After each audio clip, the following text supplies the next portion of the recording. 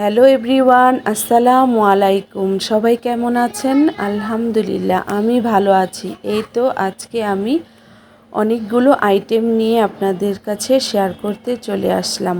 প্রথমত এখানে আমি ডিম চপ বানাচ্ছি, আর এই ডিম চপ আমার মেয়ের খুব পছন্দ। এই রোজা আসতে না আসতে এ পর্যন্ত 2-3 রোজা আর কি চলে গেছে। আজকে 4 রোজা, 4 রোজার মধ্যে আমি 2বার বানিয়ে ফেললাম, আর যে কতবার হবে তো বলাই যায় না।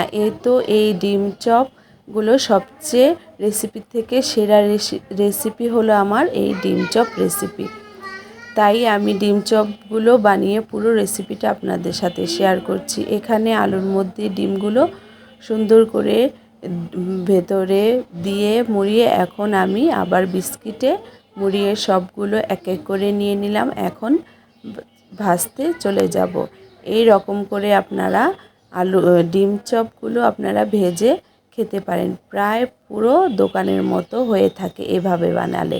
আর অনেকে বেসন দিয়ে বানায়, কিন্তু আমার বেসন দিয়ে ভালো লাগে না। আমি বেশিরভাগ এভাবেই ডিম চপগুলো বানিয়ে থাকি। আর বাসায় এসেছে আমার ননাস, তার জন্য আজকে আইটেমগুলো আমার করা, তাই আপনাদের সাথে শেয়ার করছি। এই তো এখন ভাজার পালা, ভাজতে চলে আসলাম। প্রথমেই দিয়ে দিলাম চুলায় ডিম চপগুলো ভাজতে। এক এক করে ডিম চপ ভেজে নেব। আর সবগুলো রেসিপি দিতে গেলে অনেক ভিডিওটা বড় হয়ে যায়, এর জন্য আমি সব ভাজার ভিডিওটাই আপনাদের সাথে শেয়ার করছি। এই তো এখানে ডিম চপগুলো ভাজা হয়ে গেছে, উঠিয়ে নিচ্ছি। আর এখন ডিম চপ ভাজা হলে এখন ভেজে নেব রোল।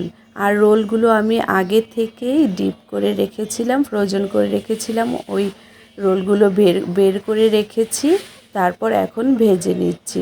আর এই কাজটা আমি প্রায় করে থাকি রোজার মধ্যে, যেন মেহমান আসলে বা নিজেরা খেতে খুব সহজ হয়। এই তো বের করে নিলাম, আর এখন ভেজে খেতে পারবো। আর সাথে ওই যে বললাম অনেকগুলো আইটেম করেছি আজকে আলুর চপ, বেগুনি, পেঁয়াজু সব হয়েছে একসাথে। এই তো এখন পেঁয়াজুগুলো ভেজে নিচ্ছি। দেখতেই পাচ্ছেন কালারগুলো অনেক সুন্দর হয়েছে, তাই না? আমারটা আমি প্রশংসা করছি। সত্যি আমার রেসিপিগুলি আমার কাছেই ভালো লাগে। আর কার কার কাছে ভালো লাগে বা না লাগে সেটা আমার আসে যায় না, কিন্তু আমার রেসিপি আমি প্রশংসা আগে করি। এই তো, আর যদি আপনাদের কাছে ভালো লেগে থাকে তাহলে অবশ্যই লাইক, কমেন্ট, শেয়ার করবেন। এখানে পেঁয়াজগুলো ভেজে নিয়েছি, এখন দিয়ে দিয়েছি বেগুনিও ভেজে উঠিয়ে নিচ্ছি। বেগুনি ভাজার পরে এখন দিয়ে দিব আলুর চপ ভাজতে। আর আলুর চপও আমার সুন্দর ফুলকো ফুলকো হয়েছে, দেখতেই পাচ্ছেন কেমন হয়েছে। এই তো এখন আলুর চপগুলো ভেজে নিচ্ছি। এই যে বললাম আমার ভাজার কালারগুলো আমার কাছে আমারটাই ভালো লাগে।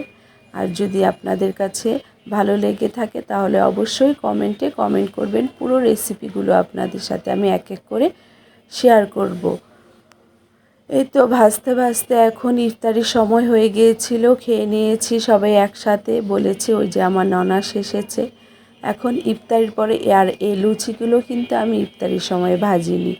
ইফতারি খাওয়ার পর নামাজ পড়ে তারপর লুচিগুলো গরম গরমই খেতে হয়, এজন্য আমি ইফতারির পরে ভেজে নিয়েছি। আর সবাই একসাথে খেতেও বসে পড়েছি। লুচির সাথে রান্না করেছি মটরশুঁটি দিয়ে মুরগির মাংস।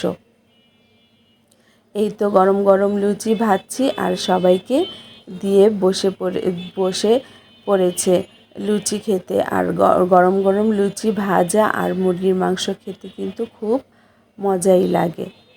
আর কার কার কাছে ভালো লাগে অবশ্যই কমেন্টে কমেন্ট করে জানাবেন। আল্লাহ হাফেজ।